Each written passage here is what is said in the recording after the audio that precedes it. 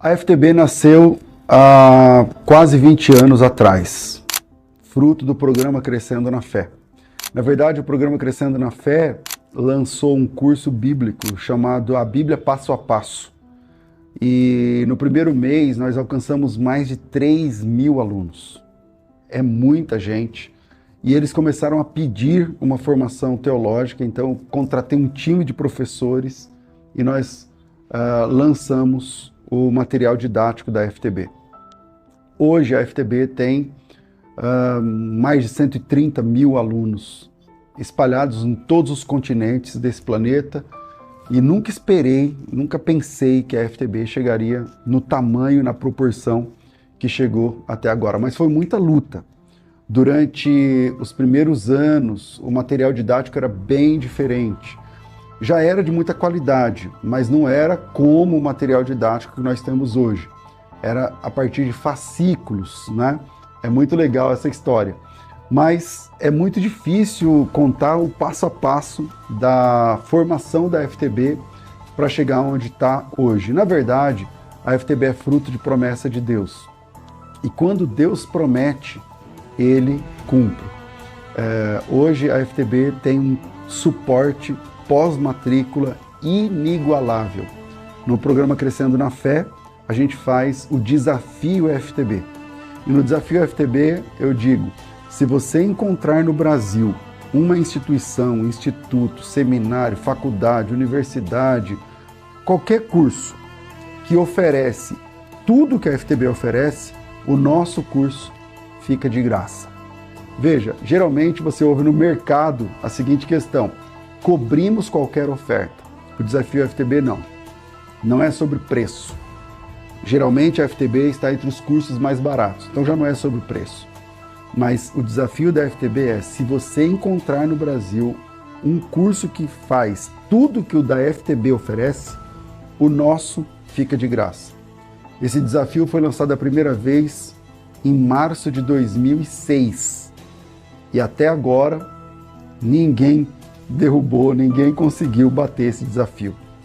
A FTB é a única que oferece audiobook, a FTB é a única que oferece estágio supervisionado, a FTB é a única que oferece plantão tira dúvidas que funciona de verdade, sem inteligência artificial. Você fala com o seu professor, inclusive pelo WhatsApp. A FTB é a única em vários quesitos, inclusive na produção e apresentação de um programa radiofônico para o Brasil e o mundo através da internet, conhecido como Programa Crescendo na Fé, onde nós tiramos dúvidas ao vivo de quem é e de quem não é aluno da instituição. Hoje, graças a Deus, a FTB, além de tudo isso, oferece um material didático exclusivo que já é uma novidade para vocês. Esse material, inclusive, serve como base de curso reconhecido pelo MEC, utilizando o material da FTB. Algumas instituições adotam o material didático da FTB como material de ensino e você pode ter certeza absoluta que ao ingressar na FTB, você está entrando no melhor centro acadêmico para a sua formação teológica que esse país já produziu. Eu quero convidar você que está ouvindo essa minha palavra para se tornar, para subir um degrau de admirador, admiradora para aluno da faculdade. A FTB tem um slogan, moldando vocacionados. A sua vocação tem a ver com Deus, Deus é quem chama, mas a sua capacitação, a gente pode trabalhar isso juntos. Sejam bem-vindos à Faculdade Teológica Bethesda, moldando vocacionados.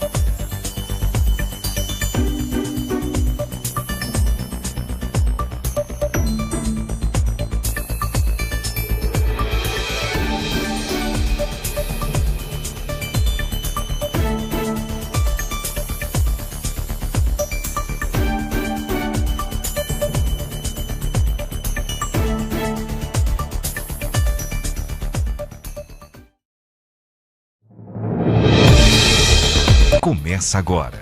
Podcast Mostra o Texto.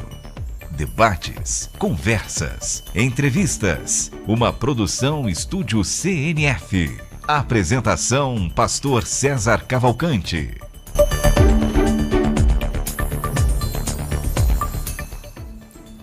Um bom dia na graça e na paz de Jesus. Eu sou o pastor César Cavalcante. Mais uma vez, para a glória de Deus, está no ar mais uma edição do nosso podcast Mostra o Texto. Nós vamos juntos até o final dessa programação e que Deus nos ajude a termos um bom programa, que o nome do Senhor seja exaltado, glorificado, que nesse tempo juntos aqui seja um tempo de crescimento para a sua vida espiritual. Na técnica do programa está aqui o Cláudio. E você pode participar com a gente pelo WhatsApp 97417-4129, 9747-4129,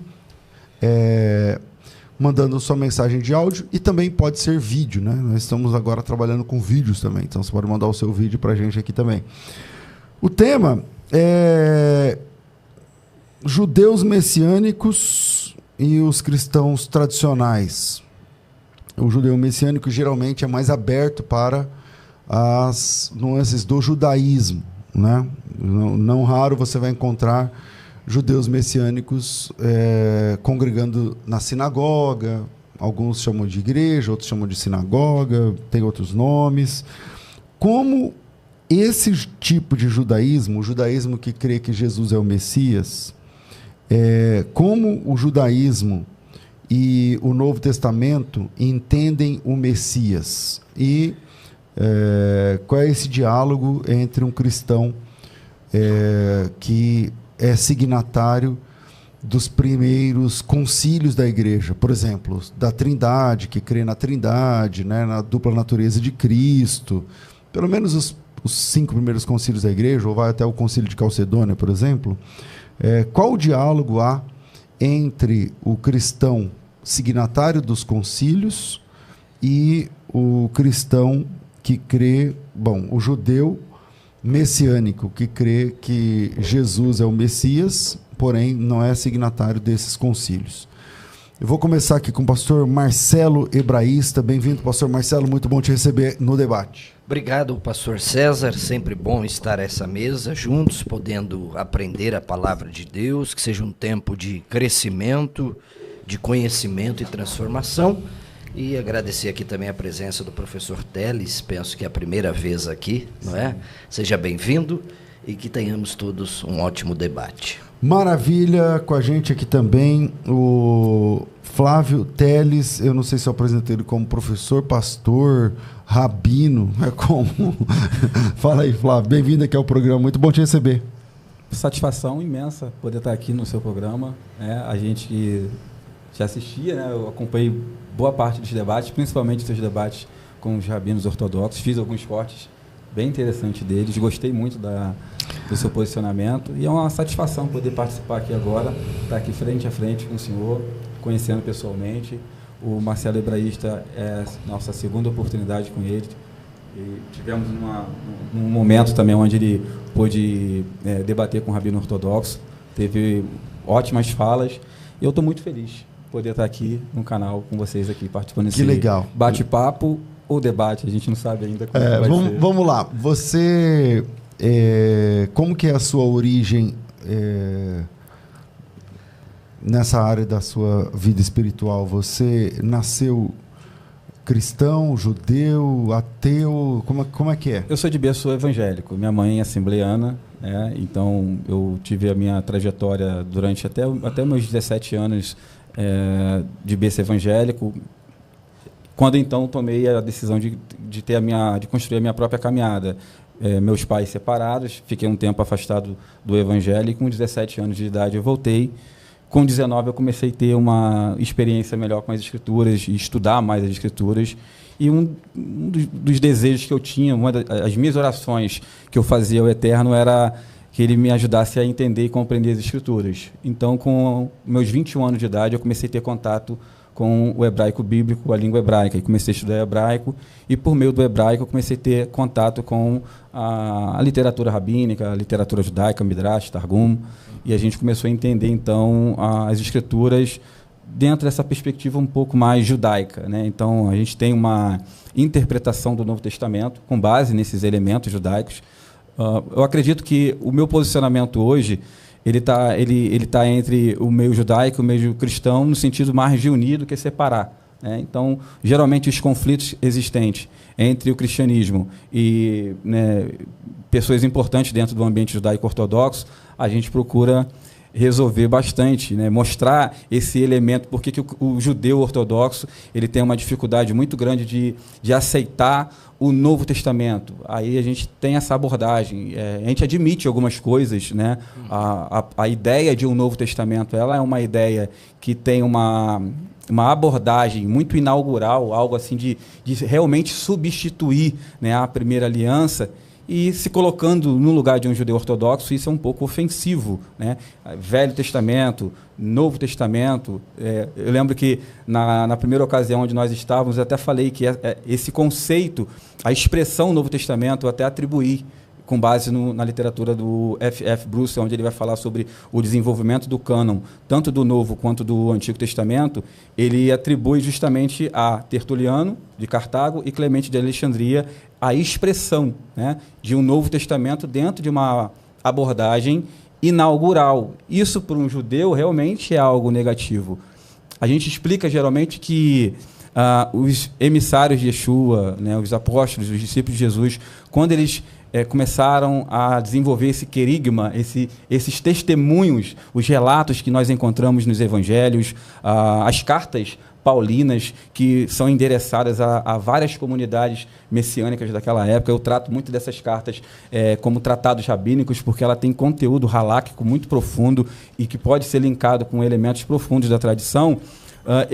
Eu acredito, e isso é muito evidente quando você estuda esse processo de desenvolvimento do cânon, que Paulo, de maneira nenhuma, quando ele escreveu os seus tratados, as suas cartas, ele tinha a intenção de que esse conteúdo viesse fazer parte de um cânon e que esse cânon seria utilizado justamente para impugnar a literatura judaica, a Bíblia hebraica na sua época.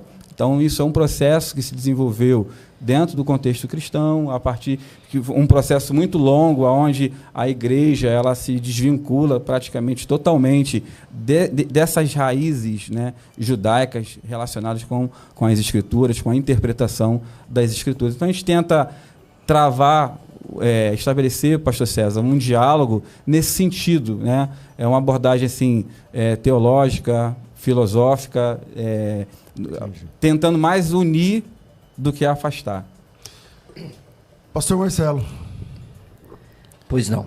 Então, uma das falas, né, é sobre essa questão. Você acha que as falas paulinas, elas impugnam a ideia do Primeiro Testamento, da Primeira Aliança, ou não? Você acha que isso é um conceito, a Nova Aliança, o Novo Testamento é um conceito dos pais da igreja, ou ele está dentro das quatro linhas da Bíblia? Bom, eu vou pensar um pouquinho diferente do professor Teles, porque, por exemplo, quando nós abrimos o profeta Irmiyahu, Jeremias capítulo 31, ele já vem profetizando o Berit Hadashah, não é? Você vê isso claramente em Jeremias 31, eis que vem dias, diz o Senhor, em que firmarei um Berit Hadashah. Novo Testamento é uma terminologia mais agrecizada, não é?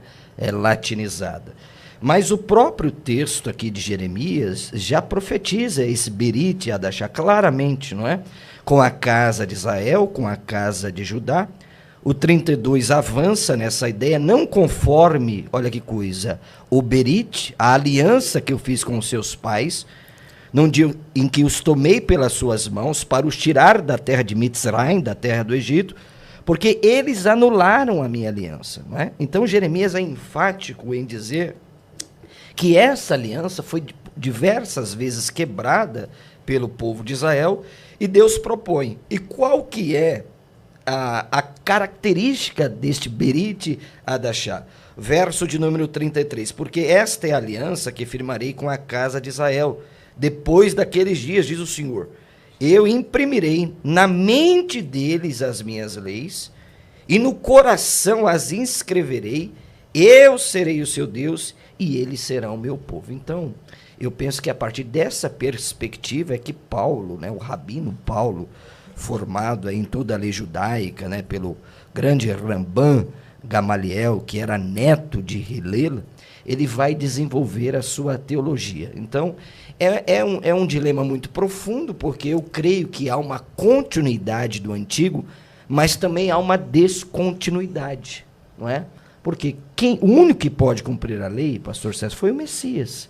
E Paulo deixa isso claro, porque o fim da lei é Cristo. Agora, quando Paulo diz que o fim da lei é Cristo, ele usa a expressão telos no grego, né? E telos não é no sentido de terminar a lei, mas de aperfeiçoar a lei. Então, nessa primeira introdução, eu não sei se esse é o caminho que o professor Teles vai seguir, que é um pensamento novo de Paulo, que Paulo vai impugnar ou não. Não, eu penso que Paulo vem de uma raiz judaica e ele vai explicar que essa nova aliança acontece com o Messias. O véu do rosto tem que ser tirado, ele vai falar isso na segunda carta de Paulo aos Coríntios, não é? Porque a revelação do Messias chegou. Então, se o Messias chegou, nós não precisamos mais da lei, porque a lei foi cumprida nele. Ô Flávio, qual que é a tua leitura de Jeremias 31:31? Como que um judeu se comporta diante desse texto? Muito boa pergunta. Vamos lá. O capítulo 31 de Jeremias, ele não é compreendido dentro do ambiente judaico como uma ruptura. Na verdade, essa ideia de uma nova aliança, você vai encontrar diversas literaturas judaicas que não vai falar em termos de ruptura, mas sim de continuidade. Então, Brit Hadashah fala-se de conceito de continuidade. Trabalhando especificamente o texto, você vê que o texto vai dizer assim, eu imprimirei ou esculpirei essa lei, a Torá, traduzida como lei ali, no coração deles. Deles quem? A própria casa de Israel.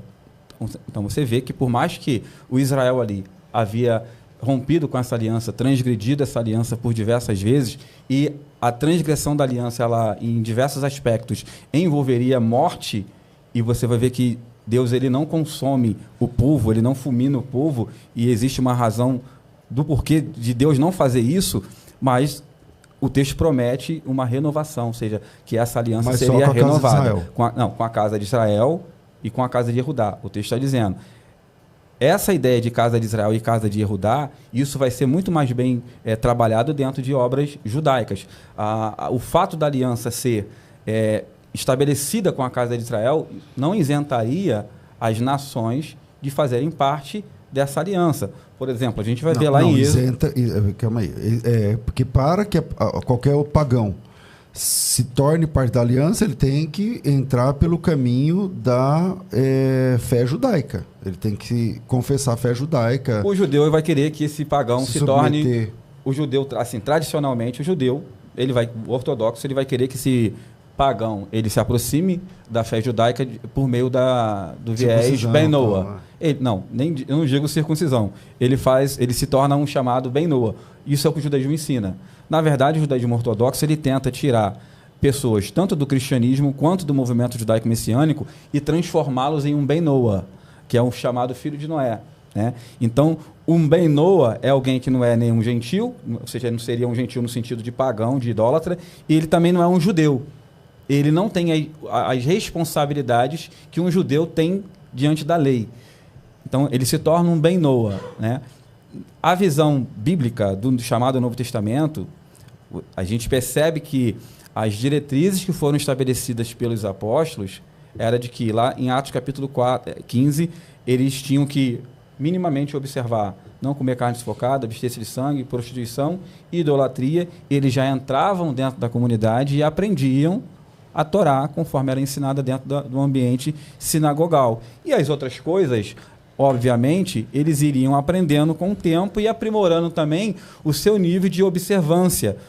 Só que, tanto dentro da lei judaica, né, que seria a halahá judaica, não existe isso isso não é uma imposição. Uma pessoa que se aproxima do judaísmo ortodoxo, ele não tem a obrigatoriedade de observar a lei judaica como um judeu é observado. Não repousa sobre ele o peso dessa lei. Mas é que você está criando um coluna do meio, né? Porque, por exemplo, o Goim, ele pode se tornar parte da aliança de Abraão mesmo. Não estou falando de Ben-Noa. Isso que o judaísmo ensina. Isso. Aí agora, através da circuncisão mesmo, tal. Exatamente. Ele vira... sem fazer a circuncisão. O Ben-Noa, ele não faz circuncisão. Não, mas eu estou falando do... O Novo Testamento, ele tem uma proposta melhor. Mesmo. E sim, agora, o Novo Testamento, ele tem uma proposta muito mais flexibilizada. Você vai ver que boa parte das cartas escritas por Paulo foi justamente para combater esse tipo de ensino, onde eles obrigavam, né?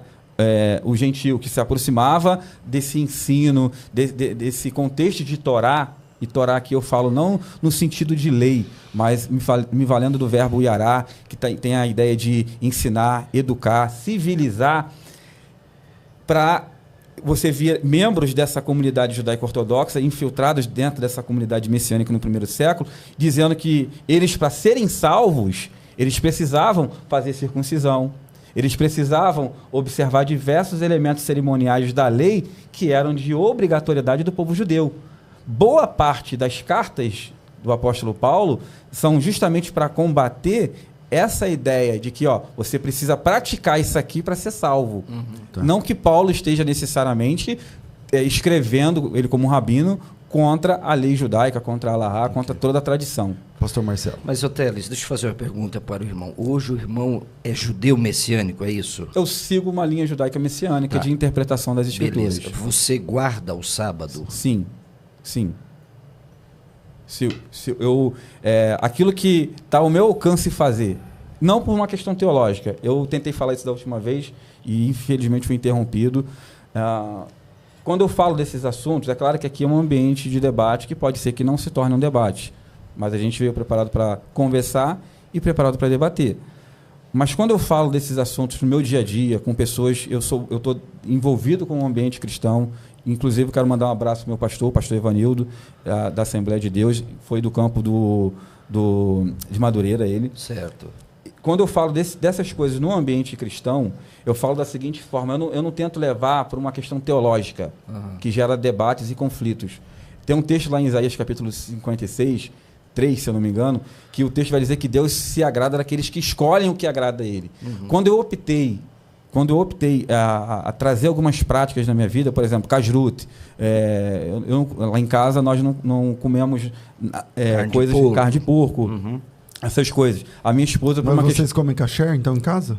Eu não digo kasher conforme a lei rabínica ensina. Tem que ter o selo kasher. Né? A questão da kashrut, ela é mais... intransigente, é mais rigorosa do que simplesmente eu não comer, tipo... Então, mas você não come McDonald's? Muito raro. Muito raro. Porque lá tem o queijo e a carne, né? Geralmente você não segue, né? A gente procura fazer coisas mais em casa do que, né, seguir esse tipo de dieta. Então, como que nós fazemos? Como é que eu traço o meu diálogo em relação a esses assuntos? Eu procuro trazer justamente isso, escolher aquilo que eu entendo que agrada a Deus. Eu vejo que Deus ele não quer o bem, principalmente quando se trata de alimentação, só do judeu. Eu entendi assim, Deus não quer só o bem do judeu. Eu já fiz 4 cirurgias. Em todas as cirurgias que eu precisei passar, eu fui praticamente impedido de fazer uso de algumas alimentações que, inclusive, a Bíblia proíbe. Então, para mim, isso é muito natural, muito nítido. A minha esposa ela não come porque ela tem alergia à carne suína. Se ela comer, ela fica toda empolada. Uau! Ela empola literalmente. Então, antes de nós adotarmos um princípio, um hábito por uma questão bíblica, teológica, nós já tínhamos justamente por uma questão de saúde. Eu tinha o exemplo dentro de casa. Depois a minha mente clareou em relação a isso. Eu congregava dentro de uma Assembleia de Deus e eu já tinha esses hábitos. Então, mas voltando no texto do Jeremias 31, você entende que a nova aliança se cumpre em Cristo? Como é que eu posso responder isso de uma forma não tão objetiva? Porque acho que a resposta não é tão objetiva. A nova aliança, primeiro, ela é firmada com a casa de Israel. A igreja ela interpreta isso dentro de uma visão dispensacionalista. Dizem que é literal, mas não é literal. Porque se eu entendo a igreja... Mas é porque tem um precedente no Novo Testamento que é Hebreus 8, né? Hebreus 8, mas exatamente. Mas Hebreus 8 cita exatamente Jeremias 31, ipsis literis, depois fala que se cumpre em Cristo, né? Sim. Então você crê assim? Mas se cumprir em Cristo é uma coisa, se cumprir dentro de uma igreja, numa visão que substitui Israel como povo de Deus, é outra. Então, mas você leu os 2 últimos versículos do capítulo 8? Capítulo 8, vamos ler? Vamos.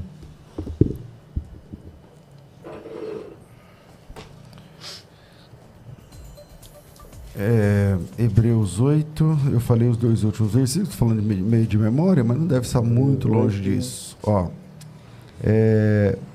pois para com as suas iniquidades usarei de misericórdia e dos seus pecados jamais me lembrarei. Quando ele diz nova, está falando da nova aliança. Sim. Torna antiquada a primeira. Ora, aquilo que se torna antiquado e envelhecido está prestes a desaparecer. Então parece que o autor aos Hebreus, lendo o texto de Jeremias 31, ele cita Jeremias 31 ipsis literis, eis que vem dias que farei uma nova aliança, ele até fala com a casa de Israel, com a casa de Judá, não sei o que lá, e aí ele cita lá vários tópicos, aquilo que o senhor falou lá da Torá dentro do coração do homem, não sei o que, e depois ele fala assim, olha, quando ele fala nova aliança, é porque a outra ficou velha. Se uma é nova, a outra é velha. Então, esse conceito de Novo Testamento e Velho Testamento não é dos pais da igreja. É da Bíblia. Então, nova aliança, velha aliança. E aí ele diz assim, aquilo que é velho, ou nessa versão que eu estou lendo aqui, é antiquado. Aquilo que é antiquado e envelhecido é porque vai desaparecer. Então se entende que a nova aliança ela desapareceu totalmente. Não, toda a estrutura, toda a estrutura da velha aliança que envolve toda a Bíblia, tudo que é contido dentro da Bíblia hebraica. Esse é o entendimento? Seria? Então, eu queria saber o seu entendimento, porque é o que a Bíblia diz aqui, né? A Bíblia diz assim, quando fala nova aliança é porque a outra ficou velha. E se ficou velha, vai desaparecer. Então, como você interpreta isso?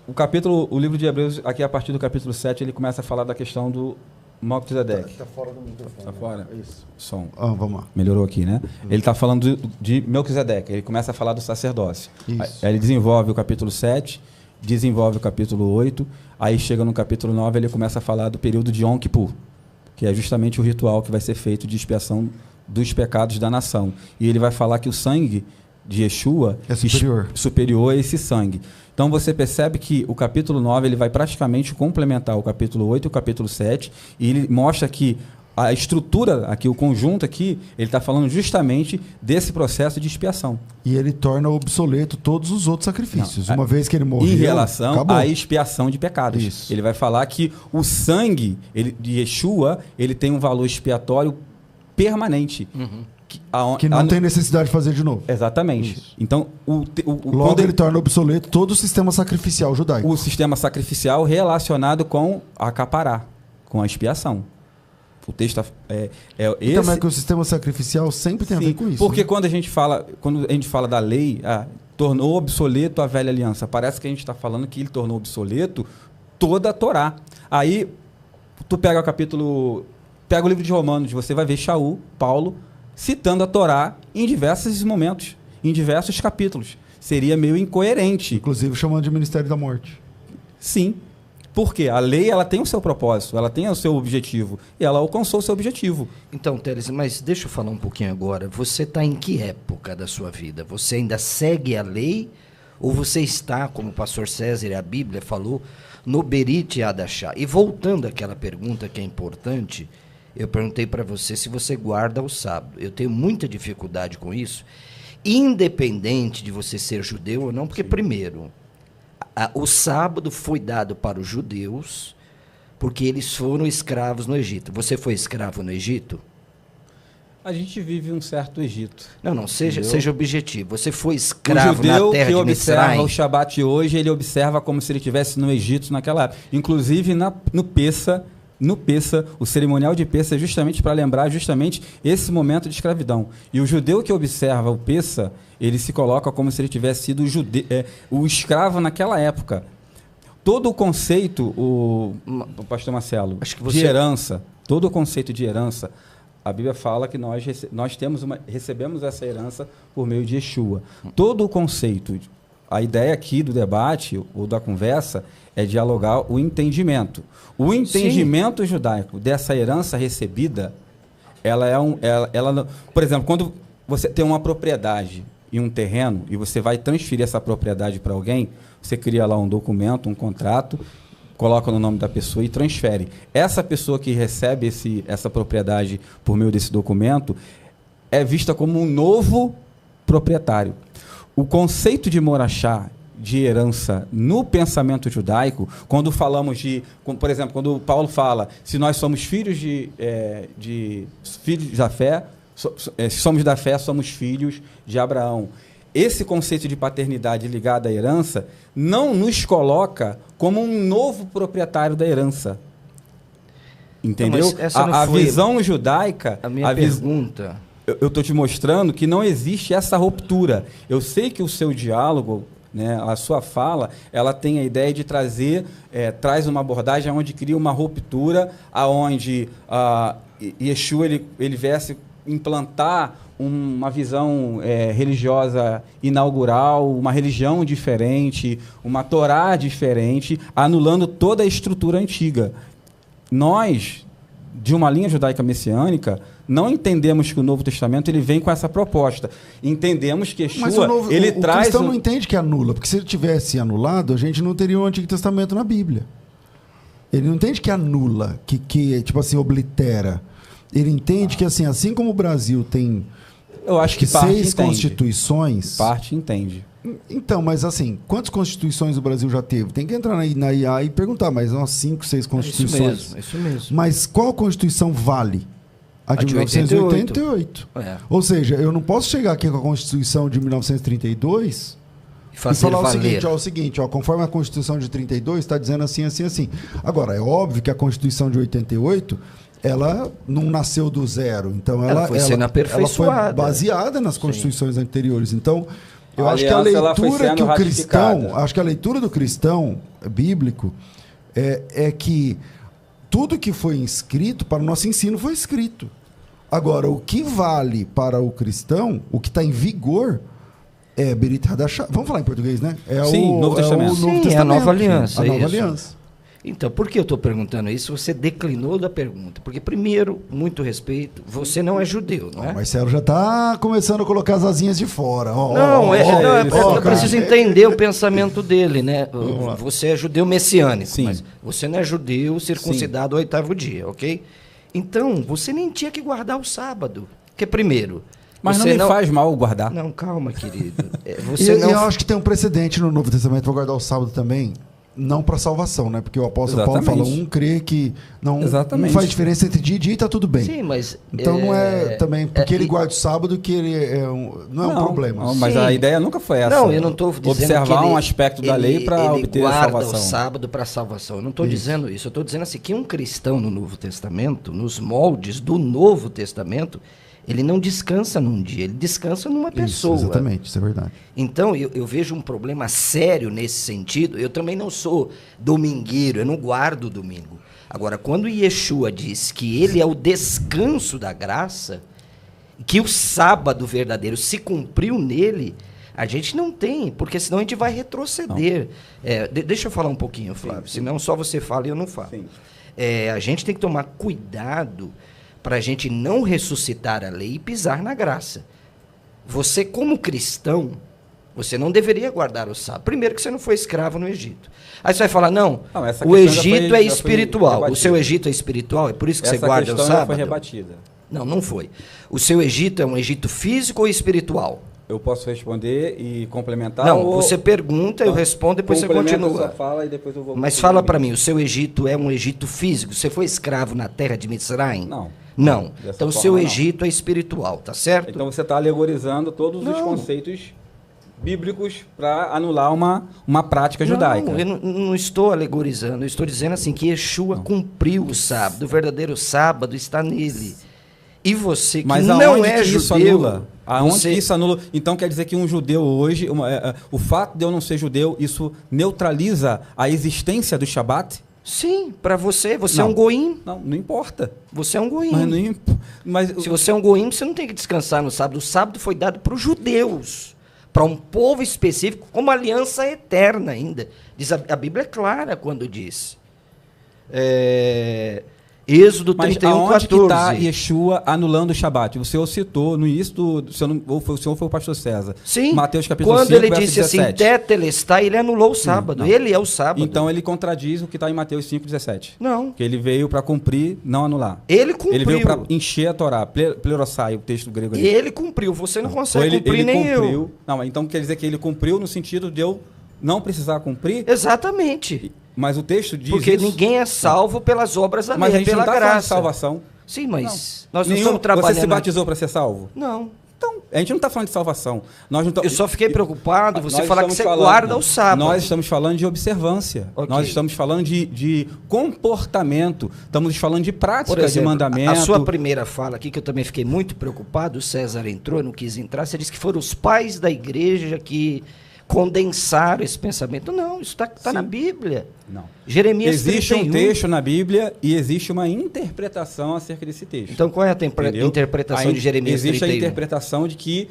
com base nesse texto, a Torá foi anulada, trouxe-se uma era inaugural, uma nova religião. Existe toda uma estrutura teológica dentro do cristianismo que favorece isso. Mas eu isso é até uma acho que- leitura. eu acho que o cristianismo- Isso é uma leitura nossa. Eu acho que o cristianismo era tranquilamente uma continuação do judaísmo. Exato. O judaísmo Eusébio vai falar isso. O judaísmo desemboca no cristianismo, mas os judeus endureceram-se. Alguns, né? Eu acredito que embora houve, alguns, assim, a estrutura cristã que nós temos hoje, principalmente teológica, o endurecimento judaico e a perseguição que o judeu promoveu nos primeiros discípulos, principalmente no primeiro século, favoreceu para essa estrutura, principalmente para o cristianismo se estabelecer como uma religião independente e separada, Ok, como foi. agora qual que é a tua leitura que não ficou clara de eu Hebreus não estou 8? conseguindo entender. Porque lá em Hebreus 8, eu falei assim, lê esses dois Capítulo últimos 8, versículos. 7, 8 Aí e lá 9. fala assim, o que é velho aliança, é na Bíblia Ele que está chama, falando do não- aspecto não- cerimonial. não é Ele o não pai está da- falando da Torá como um todo, em toda a sua estrutura, a ponto de anular, por exemplo, a questão que o pastor Marcelo colocou, Mas anular o aonde na Shabat. Bíblia tem essa evidência que está falando do aspecto cerimonial? Porque nem Jeremias 31 fala. Lá não fala de nada de cerimonial. Exata. E Não. Jeremias 31 está falando que a Torá ela seria esculpida no coração, não está falando de anulação da Torá. então, mas aqui em Hebreus 8, que cita Jeremias 31, ele fala assim, ó. Que a antiga ficou obsoleto, ficou professor obsoleto. Teles. Qual Como é que que é o a senhor tua explica interpretação isso? sobre isso? Eu expliquei, o capítulo 7, 8 e 9, o texto está falando justamente do sistema cerimonial relacionado com a capará, com a expiação. Mas você acha que lá em Jeremias 31 está falando de lei cerimonial? Está falando justamente de um aspecto da observância da Torá que vai muito além de uma prática ritualística. Sim, mas lá tem coisa cerimonial? Não, né? Em Jeremias 31, né? Não tem, né? Ou Eu você acho acha que tem? envolve a prática cerimonial quando o judeu observava a Torá, as práticas ritualísticas, de forma superficial, sem a kavaná necessária, Isso sem é a interpretação intenção. sua, por professor exemplo, Teles. não, você vai ver Osés falando sobre isso. Você vai ver o profeta Osés falando que Mas Deus quando ele estava Jeremias saturado fala dos da dias de festas antiga do aliança, povo. qual aliança ele está se referindo, professor Teles? Justamente a aliança bíblica Qual? da Torá. Não, qual que é a aliança que ele está dizendo que vai ficar ultrapassada? Ele está falando do pacto. O pacto, quem tornou o pacto? Seja objetivo, professor Teles. Quando o texto diz que a antiga aliança vai desaparecer, de qual aliança ele está falando? Ele está falando justamente do sistema cerimonial. Capítulo 7, 8 e Êxodo 9. capítulo 20 é sistema cerimonial, professor Ele- Teles. ó, Hebreus 7, 8 e 9 está falando necessariamente Ele do não sistema de responde, Melquisedeque. César. Não, a Não. resposta é essa. Não. Ele está falando de Melquisedeque, ele está falando do serviço sacerdotal e ele está falando de Yom Kippur. Mas Aí onde ele vai, tem Yom Kippur no Sinai, professor Teles? Aonde tem Yom Kippur ele no Sinai? ele está citando exatamente o capítulo, ele está citando justamente o texto da Nova Aliança E ele vai concluir no capítulo 9, falando ele vai usar isso como uma estrutura lógica para construir o raciocínio dele e falar de Yom Kippur. A interpretação de que, com base em Hebreus 8, 12 e 13, ele está anulando toda a Torá, é uma interpretação cristã. Não, a interpretação bíblica, o escritor é claro. Lê novamente aí os versículos 12 e 13. Então, o que está lá no concílio de Atos 15... E o que o concílio tem a ver com a nossa história aqui? As cartas de Paulo, quando ele cita a lei, contradiz, então, o que está em Hebreus, capítulo 8? Não é que contradiz, ficou para trás, está ultrapassado. Mas ele está citando... É o odre velho. Ele vai falar que a lei é perfeita. É o vinho velho. Ele está falando que a lei é perfeita, boa e santa. Sim. Se a lei é perfeita, boa e santa, como é que isso foi ultrapassado? Mas que lei é essa que ele está falando? A mesma que você está falando que foi anulada. Não, é a lei do Sinai, não cabe mais. Não tem, professor Teles. Eu estou começando a ficar preocupado contigo. Sério? Eu estou ficando preocupado com o senhor. Então tá bom, eu queria que você me mostrasse na aliança sinaítica Yom Kippur ali. Me mostra para mim, no texto.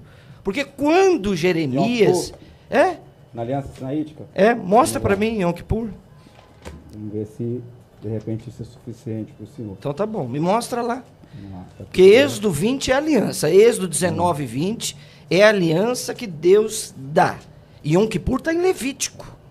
Não. Levítico 16. Se você me mostrar que tem Yom Kippur em Êxodo capítulo 20, aí você está certo. Quando Jeremias diz que essa velha aliança vai ficar ultrapassada, é o seguinte, acabou. Acabou. Não tem negócio com o êxodo. É por isso que o cristão, ele não descansa no sábado, ele descansa numa pessoa. Capítulo 23. Capítulo 23. 23 é aliança ainda? Sim, aqui é. Você não usa o microfone, aí não, sim, não tem como. A partir de Êxodo, capítulo 20, você vai ter aqui 3 categorias do direito judaico. Você vai ter Mishpatim, você vai ter Hukim, e você vai ter Eidut, e você vai ter os Hukim. Os Mishpatim são os juízos. A lei entende que os Mishpatim são leis que, inclusive, são encontradas em diversos outros tribunais, em outras constituições. São as leis mais básicas dentro do aspecto judaico, aonde uma pessoa pode observar. Você vai ter, a partir do capítulo 20 de Êxodo, depois os Eidut, que são os testemunhos. Os Eidut envolvem praticamente todas as festividades judaicas chamadas de Moedim. Aí aqui no capítulo 23, o verso 14 em diante, você tem as epígrafes das Bíblias dizendo assim: as 3 festas nacionais dos pães sem fermento, dos primeiros frutos da colheita. Aí você tem 3 vezes no ano me celebrareis festas, as festas dos pães sem fermento. Aí ele vai especificar aqui praticamente os períodos dos anos aonde o judeu deveria ir para Jerusalém observar essas festividades que seriam apontadas dentro do calendário judaico. Aqui você tem praticamente toda a estrutura relacionada com o calendário sagrado dentro do contexto judaico. Tá aí o Yom Kippur que você falou que ia me mostrar. Você tem toda a estrutura. Você tem toda a estrutura então, da observância. Mim, não tem entendeu? Yom Kippur em Shemot. Responda para mim. Pastor Fala Marcelo, para mim, por você está favor. querendo que o texto traga para você uma informação clara e pontual em momentos do texto que é o objetivo do texto não é esse. Não é? Você vai ver, falando especificamente de Yom Kippur, no Devarim, você vai ter no livro de Vaikra, Levítico. Isso, você vai, mas cadê na aliança do Sinai? Mas você tem uma repetição do texto. É que assim, ó, vamos lá. Eu não me lembro, tá? Eu não me lembro. Então eu vou falar a partir do que eu me lembro. Eu não me lembro de a Bíblia, no Antigo Testamento, chamar nenhuma vez as obras cerimoniais de aliança. Elas fazem parte. Então, Elas mas fazem quando aliança. fala aliança, não está falando aliança é qual é a aliança? Aliança é o pacto. A aliança foi feita onde? É a Brit, é o que foi feito. Foi aonde? Que envolve justamente. Ele não fala. Então, mas onde foi ela foi feita a feita? aliança? Ela vai ser feita aqui no Sinai. No Sinai, ok. Isso. Então a aliança é feita no Sinai. A primeira aliança é feita no Sinai, certo? Aí vem Jeremias dizendo assim: pessoal, vai ter uma nova aliança. Essa nova aliança, segundo o apóstolo Paulo, ela é feita em outro monte, que é o Monte Calvário. Né? Exatamente. E aí ele faz até essa contrasta. discussão, ele fala assim, ó, você tem a Agar, Que é de que baixo. representa a de baixo, a Isso. Jerusalém de baixo, terrena, com base lá no Sinai. Sim. E você tem a Sara, que é a celestial, que representa Jerusalém de cima. de cima, que é feita no Monte Calvário, que ele fala lá, não, é Isso aí. Calvário. Então, a nova aliança, ela não parece que é claro que ela deixa obsoleta a antiga, professor? Então, a gente falou aqui de renovação, o senhor colocou a pauta usando como analogia a Constituição, que ela foi reconstruída. Isso acontece também dentro da Torá. Por exemplo, uma das ocasiões que eu me recordo, o capítulo 29 de Deuteronômio, isso aqui vai ser inclusive interpretado por Rambam dessa forma, e Rambam citando a própria tradição, ele vai dizer que aqui você tem a renovação da aliança, capítulo 29 de Deuteronômio. Você fala Moshe Maimônides? Isso. Ele comenta esse texto. Né? Ele vai dizer assim, o texto aqui em Devarim vai dizer assim: são estas as palavras da aliança que o Senhor ordenou a Moisés fizesse com os filhos de Israel na terra de Moabe, além da aliança que fizesse com eles em Horebe. Aí ele vai trazer, você tem aqui diversos aspectos, elementos da aliança. Esse texto aqui, depois vocês podem pesquisar, ele vai ser tido justamente como uma renovação dessa aliança que foi estabelecida com o povo de Israel no Monte Sinai. Essa ocasião, essa ideia de uma aliança ser renovada, sem necessariamente a anterior ser anulada, mas uma renovação como complemento, ela é presente também dentro do pensamento judaico. Aonde? Entendeu? Capítulo 29, os comentários rabínicos de capítulo 29, Rambam. Eu estou citando Rambam especificamente. Agora você está citando Rambam, que é o maior Sim. vulto do rabinato, não sei o que lá, mas não é o que o texto diz, né? Não, é o que o Rambam diz, né? Sim, mas aí eu estou pegando o entendimento judaico acerca de um texto. A ideia do debate era justamente promover um pensamento cristão e o pensamento judaico. Então, existe um pensamento cristão acerca da questão da aliança e existe também um pensamento judaico. Se a ideia for, né, você pacificar o ponto de divergência entre cristãos e judeus, cristianismo e judaísmo, eu acho que casa muito bem.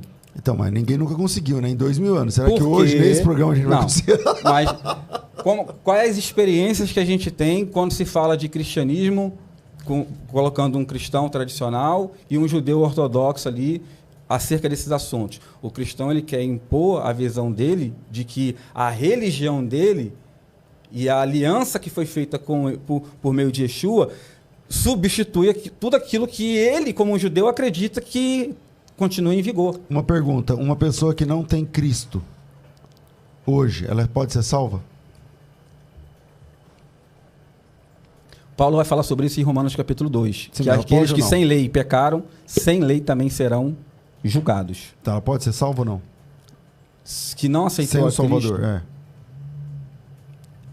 é difícil essa resposta. Eu acredito que se essa pessoa, dependendo da forma como essa pessoa viveu,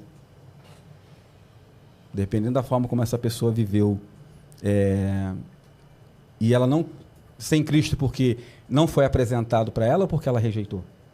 É porque ela não quis crer em Cristo. Ela não quis. Segundo a teologia do Novo Testamento, ela não seria salva. Tá. Mas uma pessoa hoje, ela pode ser salva sem os preceitos do Moisés? Sim. Então a nova aliança é superior mesmo. Entendeu? Professor como a gente falou, nós não estamos falando de observância de nenhum preceito com o objetivo de salvação. Eu acho que o salvo, ele tem práticas que estão relacionadas com os preceitos. Por exemplo, eu falei isso para um judeu ortodoxo conversando com ele, igual estou conversando contigo aqui. O judeu, ele não acredita em fé, como foi visto naquele debate, né? Ele acredita na prática, ele acredita que a prática salva. Só que a tradição vai mostrar que a destruição do templo e de muitos judeus se deu justamente num período onde o judeu ele praticava a Torá sistematicamente e meticulosamente, porém a tradição vai mostrar que a postura dele de ódio gratuito fez com que muitos judeus fossem destruídos, inclusive culminando com a destruição do templo, que é o Tratado de Omar, que é um dos tratados que eu gosto, que vai mostrar justamente, vai falar da destruição do primeiro e do segundo templo, vai mostrar que Em 9 de Ave. houve muitos sacerdotes que morreram porque esses sacerdotes estavam oficiando o serviço no templo de forma inadequada, com pecados, e essa postura culminou justamente com a destruição do templo. E o Tratado de Omar vai dizer mais, que no primeiro templo, os sacerdotes do primeiro templo, eles estavam envolvidos em prostituição, assassinato e idolatria. E na época do segundo templo, esses mesmos sacerdotes, o pecado deles era um ódio gratuito. Aí a tradição vai explicar que é equivalente à idolatria, assassinato e prostituição. Pastor Marcelo. E eles não foram salvos. Nós temos que, com muito respeito, professor Teles, eu acho que você é uma pessoa assim, bem capacitada, conhece muito as tradições judaicas, mas nós temos que tomar cuidado. Por quê? Porque se nós partimos do pressuposto que a tradição judaica supera a Bíblia, nós vamos ter alguns problemas seríssimos, como esse que foi levantado aqui. Primeiro, não tem Yom Kippur no Sinaí, não tem. Segundo, o escritor aos Hebreus é claro, especialmente no capítulo 8, onde cita textualmente ipsis literis, ele nos afirma que a aliança do Sinaí, ela vai ficar obsoleta. Porque senão não tem porque Jesus cumprir o maior Yom Kippur da história na cruz do Calvário. Quando Jesus disse, tetelestai, está pago, está consumado, está quitado, está riscado, não rasgado, né? Muitos pregadores dizem, olha, ele rasgou a dívida. Não, ele riscou, conforme Colossenses capítulo 2. Isso mostra o quê? Que a nova aliança é superior em todas as formas, não é uma renovação. Pelo contrário, tornou obsoleta, acabou. Porque aquela foi escrita em tábuas de pedra.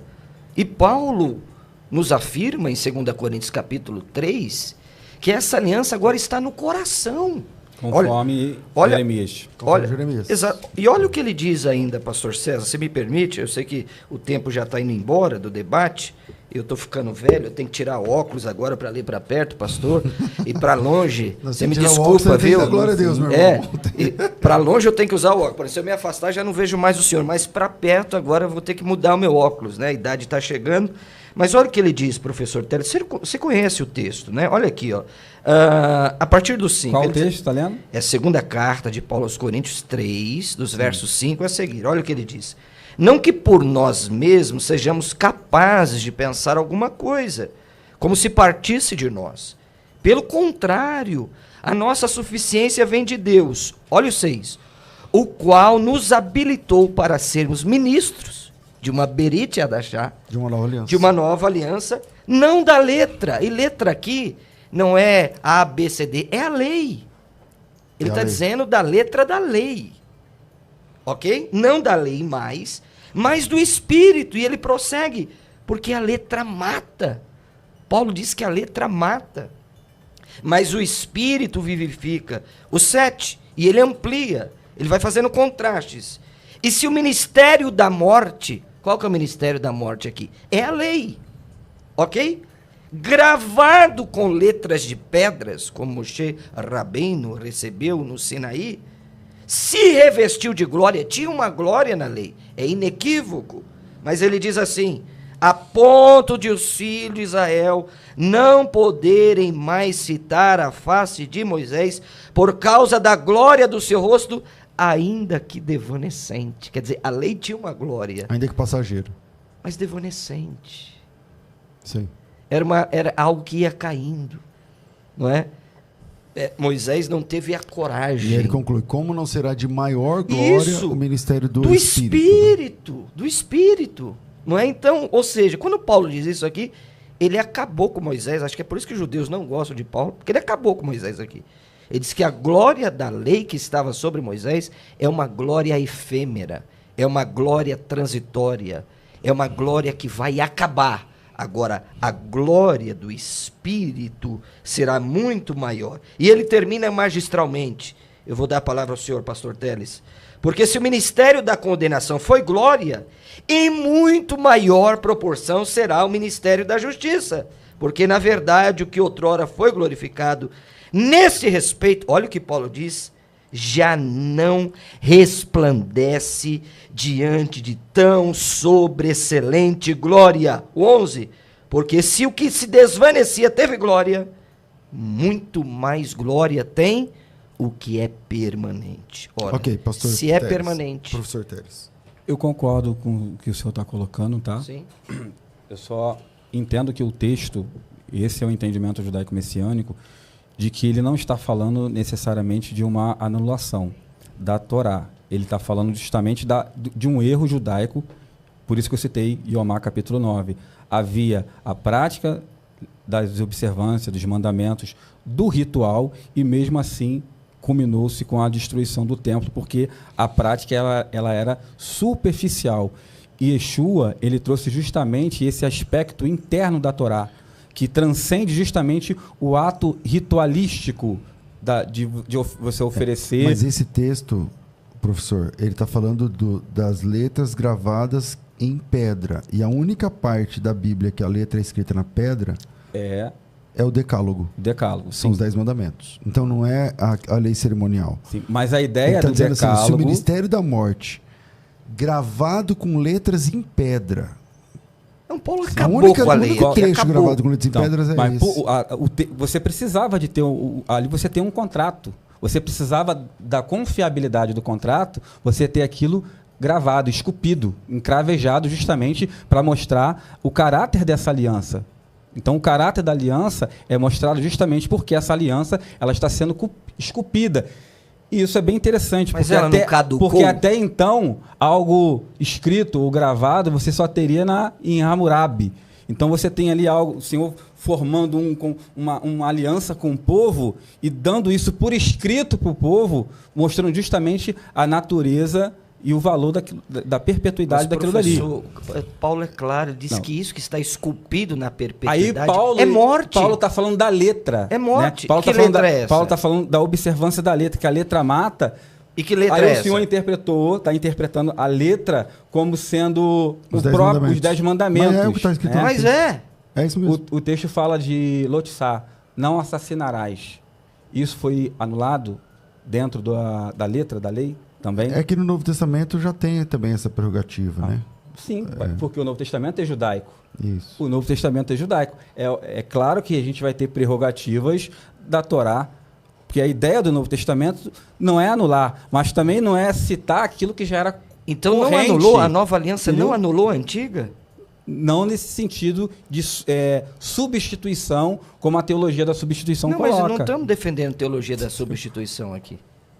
Eu não defendo, por exemplo, que Israel tomou o lugar da igreja, a igreja tomou o lugar de Israel. Eu estou dizendo que na cruz caducou. Na cruz, a aliança sinaítica terminou. Na cruz, essa lei que foi gravada em pedra é morte. E Paulo diz que agora vem o novo, e esse novo tem uma glória do Espírito. Fica difícil, professor Então, Teles. vamos ler um texto aqui bem interessante, onde Paulo escrevendo para Timóteo, capítulo 1, verso 1 ao 5, ele fala algo bem curioso sobre a lei, ele fala para quem que é a lei. Se a lei caducou e que aqueles que vivem em Cristo, eles não precisam da lei, porque eles cumprem, nesses aspectos, essa lei. A gente tá 1 Timóteo? de repente nós estamos falando a mesma coisa Não estamos, professor. com compreensões diferentes. Não estamos. Para mim caducou. Para mim não é uma renovação. Para mim acabou. A aliança sinaítica acabou. Ó, deixa eu ver. Capítulo 1, a partir do verso 5. O texto vai dizer assim: ora, o intuito deste mandamento é o amor, que procede de um coração puro de uma boa consciência, de uma fé não fingida. Alguns se desviaram dessas coisas e se entregaram a discursos vãos. Querem ser mestres da lei, mas não entendem nem o que dizem, nem o que que com tanta confiança afirmam, sabendo, porém, que a lei é boa, se alguém dela usa legitimamente. Deixa eu ver.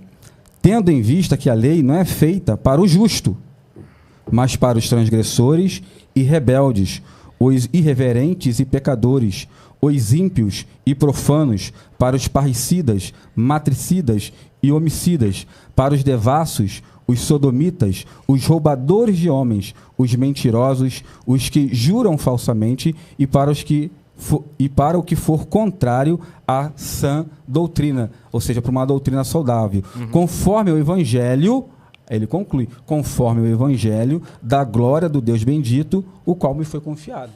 Então ele está trazendo o ensino e ele vai concluir e vai dizendo, conforme o Evangelho da glória do Deus bendito, o qual me foi confiado. Então, Paulo está definindo aqui o objetivo da lei. Só que se a lei foi anulada ou caducou, como é que ficaria essa questão? Então... Mas eu vou inverter a pergunta. Você consegue cumprir a lei? Não. Aí, agora você está fugindo, está se esquivando da pergunta. Não. Se eu digo que ela se tornou caduca, Tornou. E Paulo está dizendo Tornou. que a lei ela não é feita para o injusto. Mas não Ela tem não é um feita por justo que justo. cumpra a lei. Não tem um justo Então, que Paulo cumpra a está lei. equivocado aqui Não. nessa questão. Não está, não. Não está nada equivocado. Você cumpre a lei na sua profundidade quando você pratica justamente o amor a Deus acima de todas as coisas e o próximo como a ti mesmo. O senhor consegue fazer isso? O senhor consegue fazer isso? Aí você está entrando, já está mudando o rumo do debate pro teológico. A ideia da graça... Eu só tô perguntando. A ideia se o senhor consegue amar a Deus profundamente, parabéns. A ideia do Evangelho é justamente, por meio do Espírito, nos capacitar a viver dessa forma. Você falou a palavra-chave. Pelo Espírito. Pronto. É isso aí. É nos capacitar a não viver pela dessa lei, forma. pelo Espírito. Tá certo. Perfeito, meu brother. Pelo Espírito, não pela lei. Pegaram na mão do outro, então acabou. E acabou. E acabou. Foi sua glória. Tô brincando. Muito bom debate, foi muito bom debate. Professor Teres, nos perdoe aí se em algum momento foi muito mais duro e tal, mas Não, é um tá tudo prazer bem. te receber aqui e que venha mais vezes, meu irmão. Com certeza, a gente estará sempre aberto a novas oportunidades. Né? É bom debater com o rabino ortodoxo.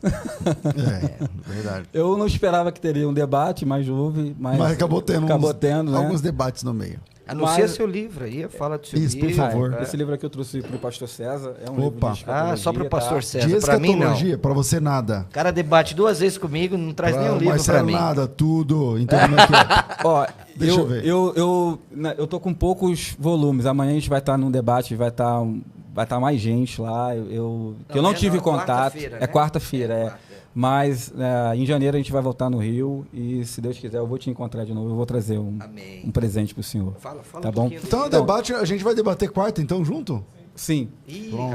Esse livro vai aqui, pegar uma pedrada, hein? A César escatologia- Cavalcante, Marcelo Oliveira. escatologia, eu trago uma visão, um panorama geral das correntes escatológicas e como essas correntes se desenvolveram, né? As escolas que precederam justamente o que foi determinante no conceito de exegese para você se posicionar como pós, pré.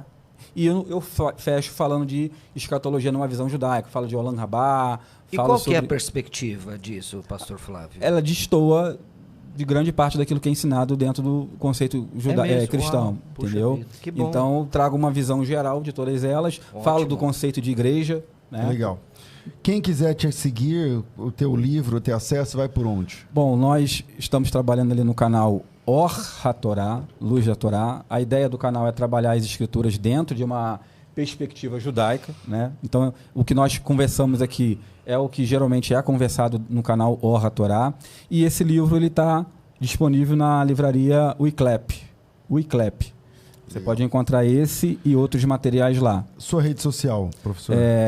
O canal Or HaTorá, o Instagram é Flávio Teles @40, Flávio Teles com 2 L's @40. 40. Faz tempo que você tinha esse 40 ainda. Já tem tempo.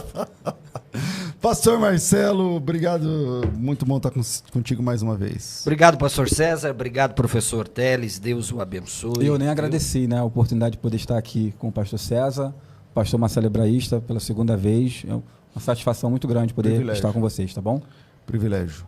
Pastor Marcelo. Eu quero deixar o meu Instagram, porque é Telegram e é Billygram. Então, isso é uma marca registrada minha aqui. Siga lá, pessoal, Marcelo Hebraísta, né? Vários vídeos para abençoar a sua vida.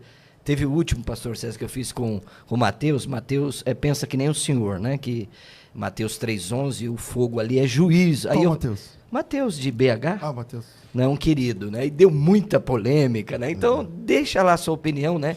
O batismo com o Espírito Santo e fogo, não tem essa conjunção com, não é? É pneumático, ragiu, caipiri, exatamente. É juízo ou é fogo? Dá uma olhadinha lá, deixa lá a sua participação e também nos sigam lá, Marcelo Hebraísta, e foi uma honra estar com vocês, que Deus abençoe. Muito obrigado, pastor César. A honra é minha, Deus abençoe.